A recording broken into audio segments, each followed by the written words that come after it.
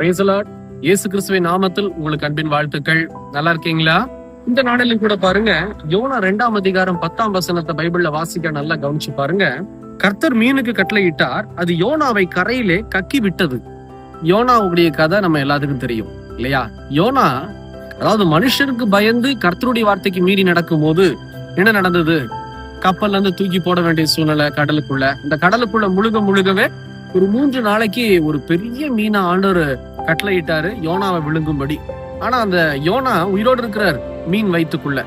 3 நாள் இரவும் பகலும் இருட்டுக்குள்ள அந்த மீன் வயிற்றுக்குள்ளேயே இருக்கிறார். அப்பதான் யோனா தன்னுடைய தவறை உணர்கிறார். மேல இருக்கிற ஒரு சில வசனங்களை வாசிச்சு பாருங்க. ஆண்டவர் முன்னாடி தன்னுடைய தவறுகளை உணர்ந்து வார்த்தைகளை சொல்லுவார். நம்ம ஆண்டவர் முன்னாடி பேசுற வார்த்தை பெருசு இல்ல. என்னைக்குமே தெரிஞ்சுக்கோங்க, மனுஷர்களும் சரி பிசாசும் சரி கவனிக்க வேண்டிய ஒரு காரியம் நம்ம கிட்ட என்னன்னா, நம்ம பேசுற வார்த்தையை தான் கவனிப்பாங்க. அதுதான் எவிடன்ஸா இருக்கும். ஆனா நம்முடைய ஆண்டவராகிய கர்த்தருக்கு எது நம்ம எவிடன்ஸ்? நம்ம இருதயத்துல உணர்கிற காரியம் தான் அவர் எவிடன்ஸா பார்ப்பார். என் மகனே, என் மகளே, நீ தவறு செஞ்சுட்ட, எனக்கு கீழ்ப்படியாம போயிட்ட, நீ பாவம் பண்ணிட்ட.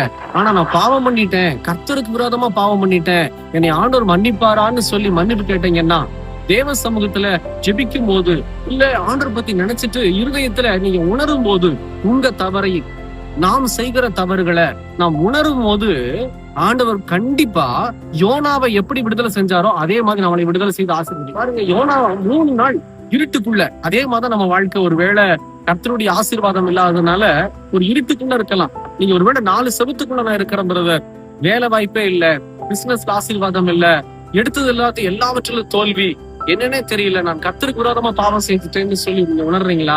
இன்னைக்கு ஆண்டவர் உங்க கூட பேசி கொண்டு இருக்கிறார். தயவு செய்து உங்க பாவத்தை உணர்ந்தீங்கன்னா மன்னிப்பு கேளுங்க. உள்ளத்தின் ஆழத்திலிருந்து நம்முடைய ஆண்டவர் நம்மளை தண்டிக்கிறவர் அல்ல. நம்முடைய ஆண்டவர் நம்மை உணர்வடைய செய்வதற்கு தான் ஒரு சில காரியங்கள் அனுமதி கொடுத்திருப்பாரு. வலியும் வேதனையும் எதுக்கு தெரியுமா? நீங்க உணர்வடையணுங்கிறதுக்காக தான். இனி அந்த உணர்வு என்ன சொல்லணும்? இனி நான் அந்த தப்பு செய்ய மாட்டேன். மனுஷனோ முகத்தை பார்க்கிறான், ஆண்டவர் இருதயத்தை பார்ப்பார். உங்களை ஆசீர்வதிப்பார், பலப்படுத்துவார், உயர்த்துவார்.